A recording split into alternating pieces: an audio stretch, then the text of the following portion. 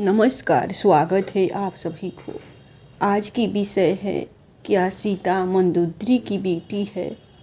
माता सीता के जन्म को लेकर कई कहानियां प्रचलित है। कोई कुछ कहानी सुनाता है तो कोई कुछ, इसलिए साफ साफ कहना मुश्किल है कि सीता की माता कौन थी।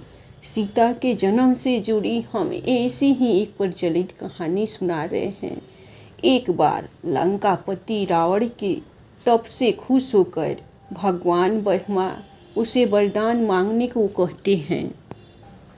रावण उनसे अमर होने का वरदान मांगता है। ब्रह्मा जी उसे अमर होने के अलावा कोई दूसरा वरदान मांगने को कहते हैं।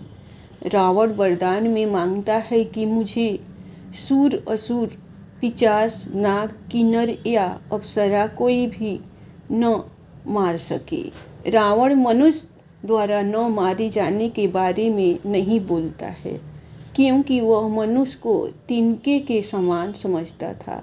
वरदान पाने के बाद रावण हर तरफ तबाही मचाना शुरू कर देता है। एक दिन वह दंडकारण्य नामक जगह पहुंचता है, जहां ऋषि मुनियों का निवास था।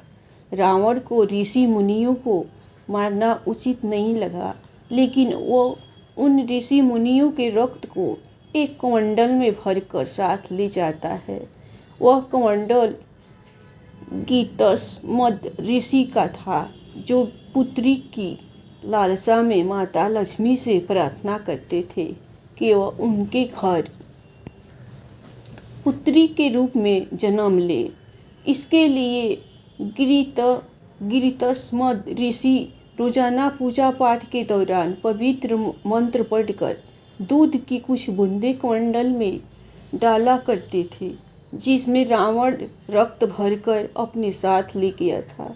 रावण कमंडल को लंका ले गया और वह कमंडल अपनी पत्नी मंदोदरी को देकर कहता है, यह विषैले रक्त से भरा है, इसे संभाल कर रखना और किसी को मत देना। कुछ दिन बाद विहार के लिए रावण किसी पर्वत पर चला जाता है। मंदोदरी को इस तरह रावण का जाना अच्छा नहीं लगता है। वो मृत्यु प्राप्त करने के लिए कमंडल में भरे विष का पान कर लेती है।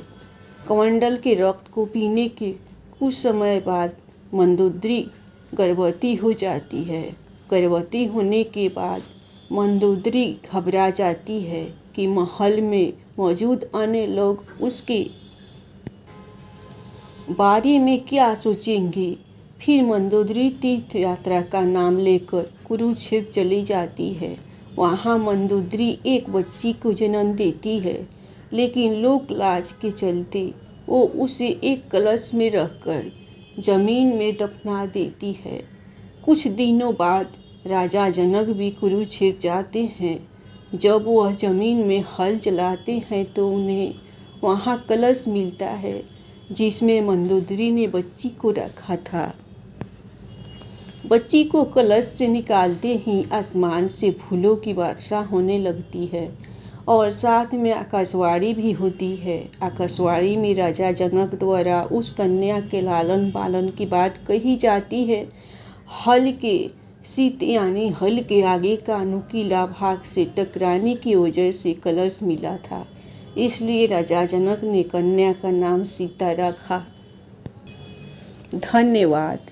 आप लोगों को सीता माता की जन्म की कहानी पसंद आए होगी तो आप लोग लाइक सब्सक्राइब जरूर कीजिएगा।